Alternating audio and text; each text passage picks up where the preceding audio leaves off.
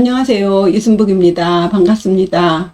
오늘은 당나라의 대표 시인인 이백의 산중문답을 감상하시겠습니다. 소위부답으로 더 알려져 있죠. 딱히 할 말이 없을 때 그냥 웃지요 라고 이렇게 농담 삼아 하는 말이 이 시에서 나왔습니다. 이백이 지은 시들에 대해서는 비교적 많이 접하기는 하지만 정작 이백이라는 사람이 어떤 사람인지에 대해서는 잘 모르시는 것 같아요.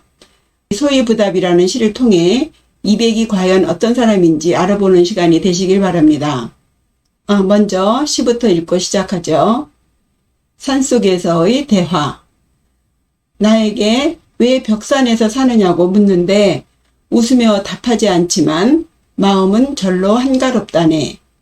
복숭아꽃이 물 따라 깊숙이 흘러가는 인간이 살지 않는 천지가 따로 있기 때문이네. 문여하사 서벽산 소위부답 심자한 도하유수 묘연거 별유천지 비인간. 어디선가 한 번쯤은 들어봤음직한 익숙한 구절이 눈에 띄시죠? 이백의 시답게 시구절이 물 흘러가듯 합니다. 눈치를 채신 분들이 계실 텐데요. 제가 한 시를 우리말로 옮길 때 기존의 우리말 해석과 달리 좀 풀어서 옮기고 있습니다. 그것은 뜻글자를 소리글자로 옮길 때 일어날 수 있는 문제를 보완하기 위해서예요. 한시의 장점이라면 빼놓을 수 없는 것이 함축미죠. 한자는 뜻글자라 한자 한자에 최소한 2개 이상의 의미를 포함하고 있습니다. 그런 한시를 소리글자인 우리말로 옮기는 데는 구조적으로 한계가 있죠. 그럼에도 우리말로 또 옮기려면 최소한으로 글자 수를 줄이면서 시적인 운율도 줘야 하기 때문에 간혹 시의 주제는 물론이고 내용 자체가 잘못 전달되는 경우가 있습니다. 해서 시적인 감흥은 잠시 미루고 시의 내용을 충실하게 전달하는 것을 우선으로 하고 있어요. 그러다 보니 식구가 다소 산문처럼 늘어지기도 하지만 그런 과정 속에서 시인이 전달하고자 하는 뜻을 확실하게 인지하신 후에 각자의 시흥에 따라 감상하시길 권합니다. 그리고 우리가 한글의 우수성과 그 역할에 대해 익히 알고 있지만 우리말의 본래 뿌리는 한자임을 잊지 마셔야겠어요. 한자를 익힘으로써 얻게 되는 그 기품과 풍성함을 놓치지 않길 바랍니다. 그럼 시의 한자의 음과 뜻을 새기면서 천천히 내용을 파악해가며 시의 분위기에 젖어보시겠습니다. 첫 구부터 보시죠. 문여하사 서벽산. 나에게 왜 벽산에서 사느냐고 묻는데 여기서 문여 하면요. 물을 문자에 나였자 해서 나에게 묻다. 그죠?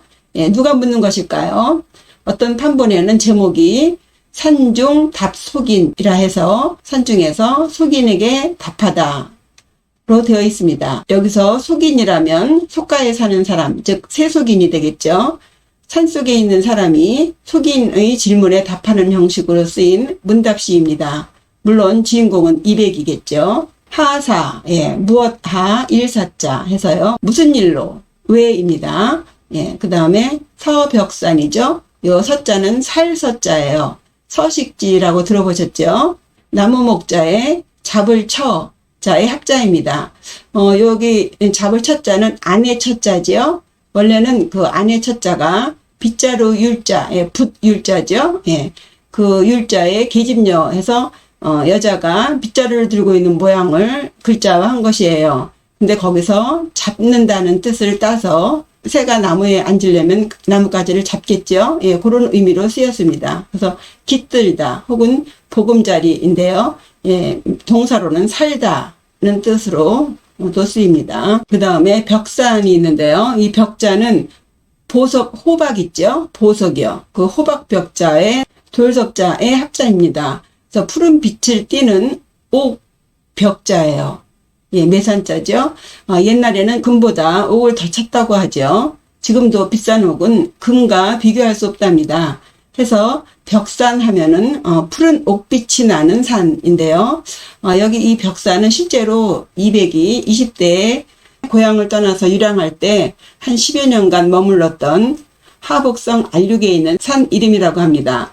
아마도 이 시는 선생이 이 지음에 여기서 머물면서 지은 것이 아닌가 추정합니다. 해서 벽산을 푸른 산이라고 하기보다 고유명사인 벽산 그대로 읽어야 옳겠습니다. 그리고 또 하나는요, 이 벽산의 벽자가 이 음이 벽이잖아요. 예, 이 벽이 지니고 있는 막혀있다 혹은 기대다라는 느낌도 있죠. 예, 그러나 이 푸른 옥빛이 나는 산이라는 이미지로 그 산속의 그윽한 정치라든가 혹은 그 높은 고고함 혹은 산중생활의 한가로움 등 그 시적 배경으로 쓰였다고도 보겠습니다. 문여하사 서벽산, 누군가가 나에게 무슨 일로 벽산에 사는가 하고 묻는데 뭐라고 대답을 해야 할까요? 소위부답 심자한이라고 했습니다. 예. 웃으면서 대답하지 않지만 마음은 그대로 한가하다. 그죠? 예, 여기서 소자는 웃을 소자죠. 예, 그리고 요 이자는 말, 이을 이자예요. 그래서 앞자와 뒷자를 연결하거나 혹은 단어와 단어 그리고 문장과 문장을 이어줄 때 쓰는 접속사입니다. 그래서 말, 이을, 이자 그 뒤에 긍정의 의미가 있으면 영어로 and의 의미가 있으면 순접이라고 하고요. 부정의 의미가 영어로 bat이라는 의미가 있으면 역접이라고 합니다. 그래서 웃으면서 대답하지 않다 하니까 역접으로 사용되었습니다. 예를 들어서 웃으면서 대답했다 하면은 순접 접속사로 쓰였다고 해야겠죠. 이 소위부답은 흔히 대답하기 곤란하거나 대응할 가치가 없을 때 등 그 예의상 대처하는 방법으로 쓰이곤 하죠. 예, 그냥 씩 웃기만 하고 아무 소리 안 하는 거예요. 예, 심자한, 마음 심자에 스스로 자자 한가로울 한자입니다. 이 자자는요, 이 모양이요, 코의 모양을 형상화한 글자입니다. 그러니까 우리가 자기 자신을 가리킬 때 손가락으로 얼굴을 가리키지 않습니까? 요 삐친 별이 그런 모양인 것 같아요. 그래서 이 코가 자기 자신이에요. 사람은 코에 이렇게 주름이 없지만 멧돼지 같은 경우에 코에 이렇게 주름이 이렇게 가로로 이렇게 되어 있잖아요. 그 모양을 형상화한 글자입니다. 예, 그래서 스스로라는 자기 자신이라는 의미도 있고요. 또 몸으로부터라는 의미로도 쓰입니다. 예, 그리고 본래 저절로 그대로 이런 의미가 있죠.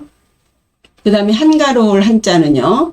문문자의 나무목자의 합자입니다. 여기 그림에서 보시다시피 문에 나무를 이렇게 다 심어놨죠. 예, 막고 있는 거예요. 예, 닫았다는 것을 넘어서 막고 있는 것입니다. 그래서 문을 나무로 막았으니 외부와의 그 영내를 끄는 그런 모양을 형상화한 글자예요. 일단 물리적으로 일체 외부와의 모든 접촉이 차단되었을 때 누릴 수 있는 것, 그것을 한가함으로 보았습니다. 지금은 매스컴의 영향으로 문을 닫아도 한가함을 느끼기 어려운 세상이 되었지만요. 예. 그리고 또 다른 분석으로는요, 이 문 안에 나무가 있는 모양이기 때문에 집 안을 산속의 모양처럼 꾸민 정원 같이, 그것을 시은이라고 해요. 마치 도시에서 숨어 사는 은자처럼 한가할 수 있다는 의미로 또 해석도 하기도 합니다. 예, 정리하면요. 왜 벽산에서 사냐고 묻는데, 대답하지 않아도 마음은 진짜 편안해, 이죠. 예. 묻는데 대답하지 않고 있자면 마음이 불편하겠죠. 특히 그 이백 선생 같이 활달하고 솔직한 성격이라면 절대 마음이 편할 수 없죠. 예, 그런데 그는 마음이 편하다고 합니다. 예, 왜 마음이 편안할까요? 예, 알아봐야겠죠. 세 번째, 전구입니다. 도화유수 묘연거.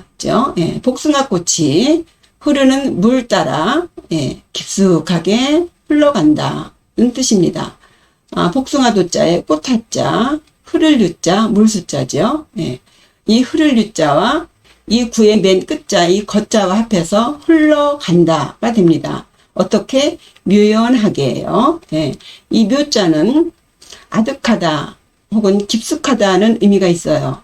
이 나무 목자 아래 해일이 있죠. 예, 그래서 일출 전이나 일몰 후의 그 어두운 의미가 내포되어 있습니다. 반대로 나무가 아래에 있고 해가 위에 올라가는 것, 이것은 해가 뜬다 해서 동력 동자입니다.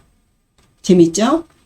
일반적으로 이 묘자를 아득할 묘로 해석하는데 저는 깊숙할 묘로 해석했습니다. 왜냐하면요, 이 아득하다는 것은 막연하게 매우 멀다는 의미가 있죠. 예, 그에 반해서 깊숙하다 하면은 밖에서 안으로 혹은 위에서 밑으로 향하는 그런 느낌을 주죠. 예, 이 마지막 구가 이 별유천지 비인간이라는 그 장소가 구체적으로 나오기 때문에 그 막연하다는 의미를 지닌 아득하다는 표현보다는 구체적인 방향성이 있는 그 깊숙하다는 표현이 어감상으로는 좀 다소 거칠긴 하지만 내용 전달상 좀 합당한 것 같아서 깊숙하다고 했습니다. 복숭아 꽃잎이 물을 따라 깊숙하게 흘러가는 곳, 그곳에 별유천지 비인간, 인간이 살지 않는 별다른 세상이 있다. 별천지가 있다죠. 예, 별유천지. 별자는 이별별자예요. 따로따로 나눌 별자입니다. 있을 유자고요. 예, 하늘천 땅지죠. 예, 천지라고 하면은 합자로 우주나 이 세계 혹은 세상의 의미가 있습니다.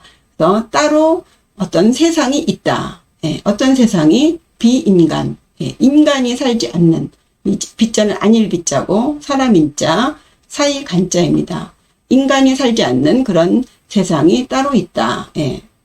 정리해보면요. 숙인이 나한테 왜 벽산에서 사냐고 묻는데 웃으며 대답하지는 않아도 마음은 절로 편안하다. 그죠? 그리고는 슬쩍 말합니다.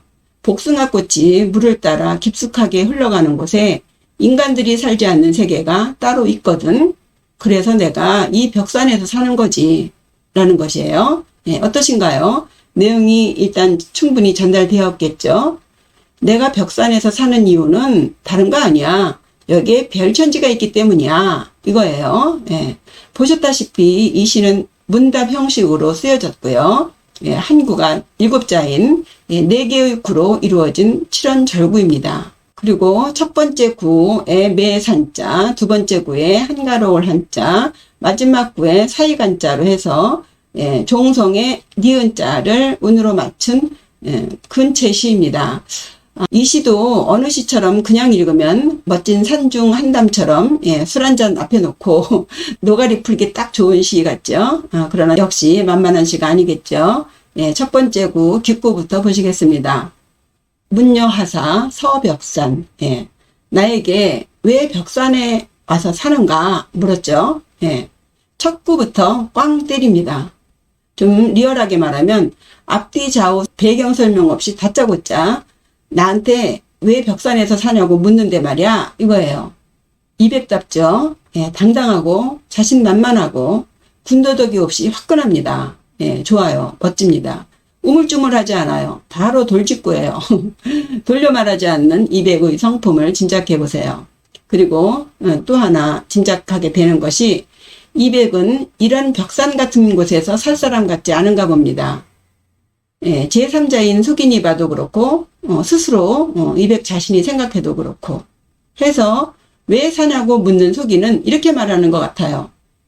당신같이 글 잘 쓰는 사람이 뭐가 아쉬워서 혹은 당신같이 한 군데 머물지 못하는 사람이 왜 이런 산에 짱 박혀 살아?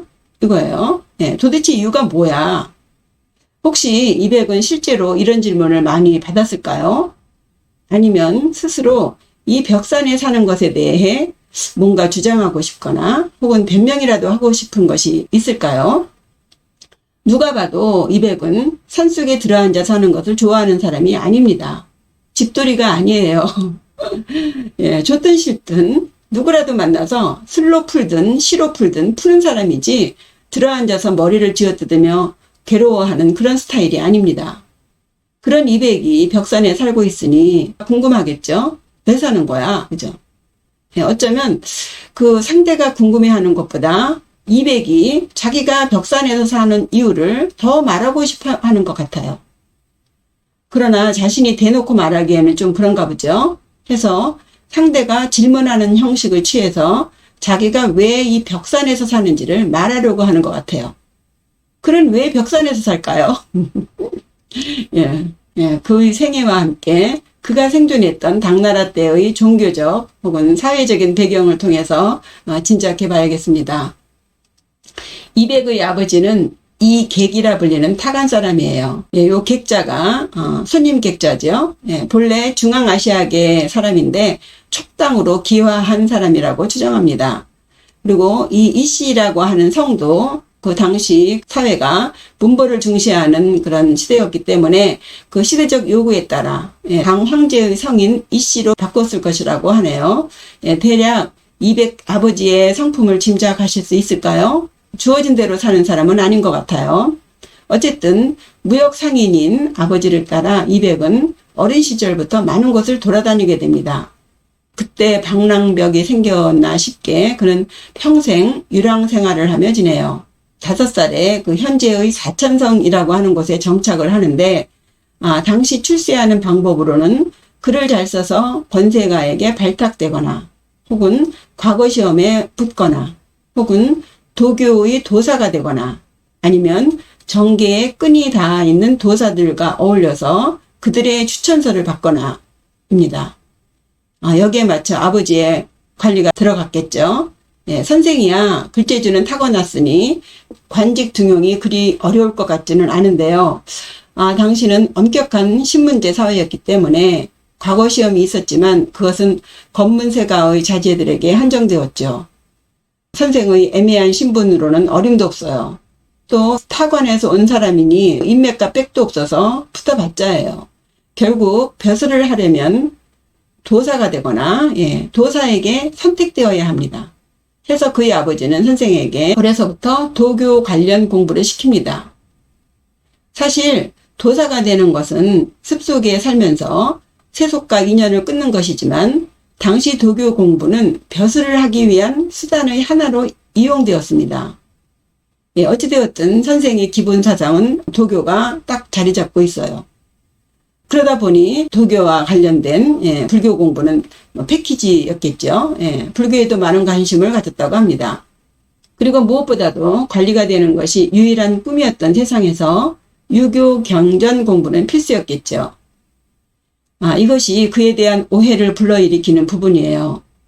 그의 시 속에는 도교적이고 불교적인 정서로 탈세속적인 이미지를 주지만 실제로 그의 인생 자체는 평생 벼슬에 목매며 사는 전형적인 육아인의 삶을 크게 벗어나지 못하고 있습니다.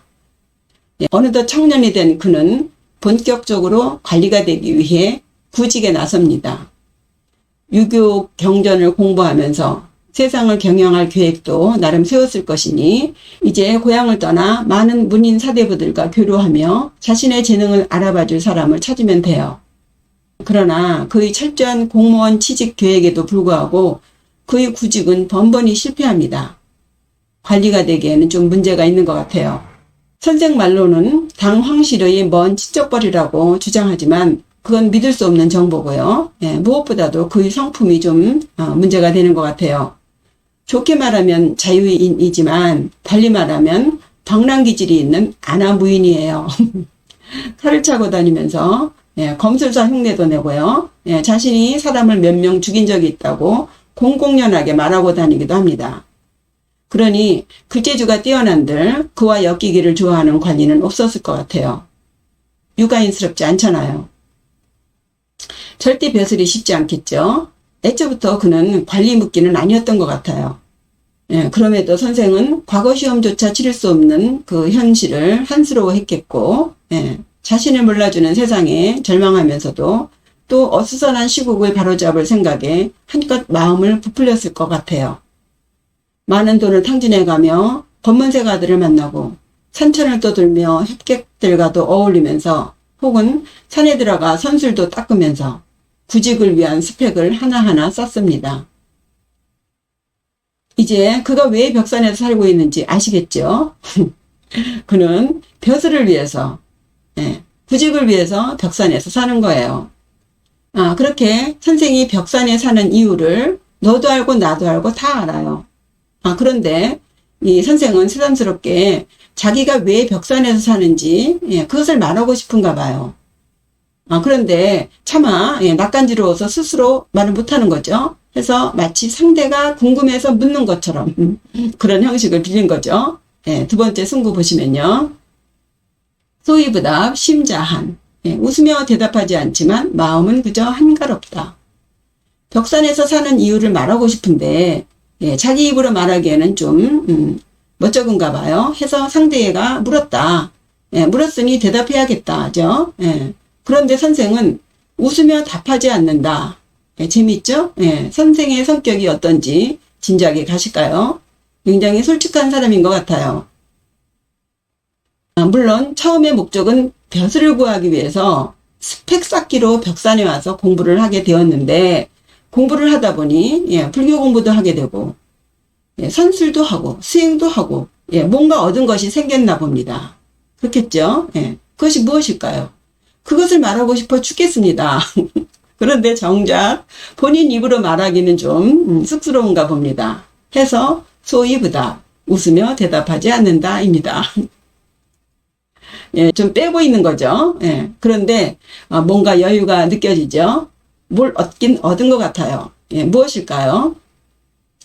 이 소이부답이라는 명제는요, 불교의 염화시중의 미소를 떠오르게 합니다. 석가모니 부처가 영취산에서 불법을 설하던 중 깨달음의 진리를 말로 설명할 수 없어서 연꽃을 들어보이자 제자 중에 마하가섭이 이를 알아보고 역시 말로 대답할 수 없어서 살며시 미소로 답을 했다는 이야기예요. 이것을 우리는 흔히 이심전심이라고 하죠. 소이부답 심자한. 속인이 선생에게 글도 잘하고 오라는 곳은 없어도 온갖 곳을 다 다니는 사람이 왜 이 벽산에서 사느냐라고 묻지만 웃으며 대답하지 않아도 마음은 편안하다. 진짜로? 쩐더? 그는 대답하지 않으면 불편한 사람입니다. 짐작컨대 성격이 활달하고 외향적이며 솔직해요. 하고 싶은 말을 가슴속에 담아두지 못하는 사람이에요. 선생이 왜 벽산에서 사는지 몰라서 묻는 게 아닙니다. 스펙 쌓으러 온 것이지 돛 닦으러 벽산에 온 것이 아니에요. 그거 다 알아요. 왜 여기서 사는지 다 알아. 그렇게 서로 다 아는 답을 왜 묻는가죠? 뭔가 다른 답이 있다는 거죠. 그 답을 이백은 말하고 싶은 거예요. 해서 슬그머니 돌려서 속인이 묻고 자기가 답하는 형식을 취했다고 했죠. 비록 출세를 위해 도교에 입문했고 스펙을 쌓기 위해 혹은 정계와 인연을 맺기 위해 이 벽산에 와서 살지만 살다 보니 알게 되었다. 무엇을? 산속에서 응거하며 사는 즐거움도 알게 되었고 전원 생활의 한가로움도 알게 되었고 또 뭘 알게 되었을까요? 뭔가 더 있을 것 같지 않아요? 그러나 구구절절히 대답하지 않습니다. 왜? 대답하면 바로 그 순간에 거짓말 마, 네가? 그럴 것 같거든요. 거기서부터 옳으니 그르니 시비가 시작되죠. 시끄럽습니다. 복잡해요. 알면서 묻는 것이라면 굳이 대답할 필요가 없겠고 몰라서 묻는 것이라도 말로 표현할 수 없는 것이니 대답할 수 없습니다. 그러니 소이부답, 웃으며 대답하지 않는다죠. 그렇게 대답하지 않으니 시비에 끄달리지 않을 것이고 당연히 마음은 저절로 진짜로 편안한 것이죠. 심자한입니다. 이 식구를 굳이 불가의 경주로 말한다면 분별이 완전히 사라진, 말의 길이 끊어진 언어 도단의 경지라고 하겠습니다. 그런데 묻는 말에 씩 웃으며 대답하지 않더니 갑자기 말을 하죠. 이것은 말로 할 수 없는 건데 네가 물으니까 말해주지. 마치도 마지못해서 말해주는 것처럼 말합니다. 반전이에요. 도화유수 묘연거 별유천지 비인간. 복숭아꽃이 물을 따라 깊숙이 흘러가는 곳, 그곳에 인간이 살지 않는 별천지가 따로 있어. 그래서 내가 여기에 사는 거야. 너 몰랐지? 세 번째 정구부터 보시면요. 도화유수 묘연거. 혹시 선생은 첫 번째 구와 두 번째 구를 이어서 말로 표현할 수 없는 혹은 일체의 분별 없이 흘러가는 그 수류거의 세상을 말하는 것일까요? 설마 선생이 그런 경지에 이르렀다는 것일까요? 글쎄요. 이 구를 해석하시려면 도화, 즉 복숭아꽃이 상징하는 바를 아셔야 합니다. 먼저 이 복숭아 도자는요. 복숭아가 나무이니까 나무 목부가 있겠고요. 복숭아의 그 쪼개진 모양 있죠? 예, 그 모양을 형상화해서 만든 글자가 조짐조 혹은 점괘 조자라고도 하는데요. 그것의 합자입니다. 옛날에는 복숭아의 쪼개진 모양으로도 점을 쳤기 때문에 여기에서 조짐조자가 만들어졌다고 해요. 이렇게 복숭아 도자가 보여주듯이 복숭아 나무는 종교, 특히 그 도교에서 많은 상징적인 의미를 가지고 있습니다. 그 첫째가 불로장생이죠. 천계의 서왕모라는 여신이 반도원이라는 가수원에서 키우는 복숭아를 먹으면 몸이 가벼워져서 신선도 되고 불로장생도 할 수 있다고 합니다. 그래서 동방삭도 이 복숭아를 훔쳐먹고 삼천갑자를 살았으며 손오공도 이 복숭아를 훔쳐먹고 괴력이 생겼다는 전설이 있지요. 예. 또 두 번째는 사불범정입니다. 삿될 사자죠. 예. 바를 정자고 불범, 범하지 않는다. 예. 삿된 잡신이 바른 것을 범하지 못한다는 뜻이에요. 그러니까 복숭아 나무는 잡신을 쫓는 효험이 있다는 거죠. 해서 복숭아 나무로 만든 인형이나 부적을 문 앞에 걸어두는 풍속도 생겼다고 합니다. 끝으로 또 하나가 무릉도원입니다. 불로장생에 잡신들이 감히 범접하지 못하는 복숭아꽃이 만발한 도원, 바로 동양의 이상향이자 파라다이스죠. 복숭아 꽃잎이 물을 따라 깊숙하게 흘러가는 곳, 꽃향기에 취해서 가다 보면 나오는 곳, 그것은 바로 무릉도원입니다. 이 무릉도원에 관한 이야기는 도연명이 그의 도화원기에 자세히 설명하고 있습니다. 이 도화원기의 내용은 그대로 이 시의 세 번째 전구와 네 번째 결구의 내용이 됩니다. 복숭아꽃을 따라가다 보니 유토피아 같은 별천지가 있더라죠. 예, 마지막 결구예요. 별유천지 비인간. 인간이 살지 않는 세상. 예, 도교에서 말하는 신성계예요. 엄밀하게 말하면 사람이 아닌 신선들이 사는 세상입니다. 네, 천계에서 이 땅으로 파견되어 온 신선들이 모여 사는 그런 땅이라고 하네요. 도교에서는 이곳을 동천복지라고 하는데 입구는 좁고 안으로 들어갈수록 넓어서 마치 동굴같이 생긴 세상이라 해서 동천이라 하고, 당연히 이런 땅은 복이 있는 땅이다 해서 복지라고 합니다. 예, 역사 이래로 많은 사람들이 이 동천복지를 찾아 헤맸지만 신선만이 갈 수 있는 곳이니 속인들은 발도 디디지 못했겠죠. 다만 명승지가 신선들이 사는 곳이 아니겠는가 해서 중국에서는 36동천과 72복지를 꼽고 있습니다. 그런 대단한 별천지가 이 벽산이라는 것인가요? 예, 아니면 이백선생이 그런 곳을 찾았다는 것인가요? 예, 글쎄요. 예, 어쩌면 선생은 이 세상을 별유천지 비인간계로 만들고 싶었던 것은 아닐까요? 예, 마치 안평대군이 자신의 이상정치를 목류도원도로 보여주고자 했듯이 말입니다. 30대의 젊은 혈기로 선생은 밤마다 꿈을 꾸었을 것 같아요. 내가 관리가 돼서 조정에 들어가기만 하면 난 다 할 수 있어. 바꿔 모든 것 다 바꿔 하면서요. 예, 그런 꿈을 이뤘을까요? 신선들이 사는 동천을 인간이 사는 세상에 실현하고 싶었던 이백의 꿈은 어떻게 되었을까요? 다시 이백의 행적을 쫓아가 봐야겠습니다. 예, 그는 다행히 늦은 나이긴 하지만 30세 무렵에 허씨 가문의 딸과 결혼도 했고요. 이제 가장이 되었으니 열심히 구직 활동을 해야 했습니다. 수없이 구직서도 써보았고요. 아버지가 물려주신 30여 만금의 돈을 다 탕진해 가면서 온갖 것을 기울거려 보았어요. 그러나 그를 이끌어주는 사람은 한 사람도 없었습니다.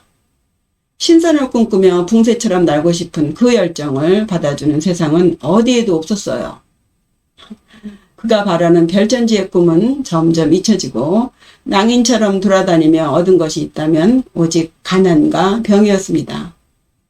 맡겨만 주면 뭐든지 다 잘할 것 같은데, 이 세상은 자기를 알아주지 않으니 얼마나 분노했을지요. 얼마나 절망했을지요. 주태백이라 불릴 정도로 술을 좋아하는 것은 아마도 세상에 대한 분노와 자신에 대한 실망, 그런 맺힌 마음을 삭히기 위해서 그런 자신을 위로하기 위해서가 아니었을까요? 선생이 평생 마신 술량만큼의 그 분노와 좌절을 짐작해 봅니다. 그렇게 16여 년을 벼슬에 목매며 살다가 나이 43세에 간신히 한림봉공에 제수됩니다. 얼마나 바라고 바라던 간직입니까? 혹자는 도사인 오균이 조정이 혼란스러워지자 잠시 자리를 피하면서 그 자리에 이백을 앉혔다고도 하고요. 또 한때 이백과 스캔들이 있었던 당현종의 누이 동생인 옥진공주의 백으로 등용되었다고도 하고, 또 하지장의 청고라고도 하고, 이런저런 이야기가 있는데요. 어찌되었든 그는 그토록 원했던, 평생을 바랬던 관직에 오르게 되었어요. 그러나 세상이 그에게 요구하는 것은 따로 있었죠. 기껏 왕의 포고문 초안을 쓰거나 왕을 칭송하는 시를 쓰거나 현종과 양귀비와의 연흥을 돋구기 위한 궁정 시인과 다름 아니었어요. 술 먹을 일만 더 생긴 거죠. 속의 팔선이라 불리는 동료들과 어울리며 허구한 날 술에 빠져 있다가 결국은 현종의 총신이었던 환관 고역사의 미움을 받아서 그 알량한 궁정 생활도 1년여 만에 끝내고 다시 고향으로 돌아갑니다. 세상의 덧없음을 다시 실감했을까요? 정식으로 도교에 기의하며 10여 년간을 유람하며 지냅니다. 이대로 이백스럽게 그냥 그렇게 살면 되겠죠. 그런데 그에겐 아직도 석가와의 인연이 남았나 봅니다. 755년 그의 나이 54세에 알록산에 난이 나요. 그는 현종의 아들 숙종과 또 그 현종의 16번째 왕자인 영왕과의 권력싸움에 말려들어요. 어이없죠? 그 벼슬에 대한 미련은 병인 것 같아요. 58세 결국 반란죄로 유배를 가게 되는데 다행히 그의 술친구이자 시친구들의 도움으로 풀려나게 됩니다. 다시 또 그 후 5년여 유랑생활에 들어가는데 그러던 중에 병이 나서 63세에 친척 이양빙의 집에 의지하다가 병사했다고 합니다. 그렇게 선생의 동천의 꿈은 허무하게 끝나버려요. 그 호방하고 풍부한 상상력으로 시원시원하게 막힘없이 써내려간 그 많은 시들 속에 이런 인간적인 아픔이 있음을 아신다면 이백의 시가 더 깊이 있게 다가올 것이라 생각합니다. 그럼 이백의 신정이 되어서 같이 한번 읽어보죠. 산중문답, 산속에서의 대화. 나에게 왜 벽산에서 사느냐고 묻는데 웃으며 답하지 않지만 마음은 절로 한가롭다네. 복숭아꽃이 물 따라 깊숙이 흘러가는 인간이 살지 않는 천지가 따로 있기 때문이네. 문여하사 서벽산, 소이부답 심자한, 도화유수 묘연거, 별유천지 비인간. 좋은 시간이 되셨길 바랍니다. 구독과 좋아요, 댓글 잊지 마세요. 감사합니다. 안녕히 계세요.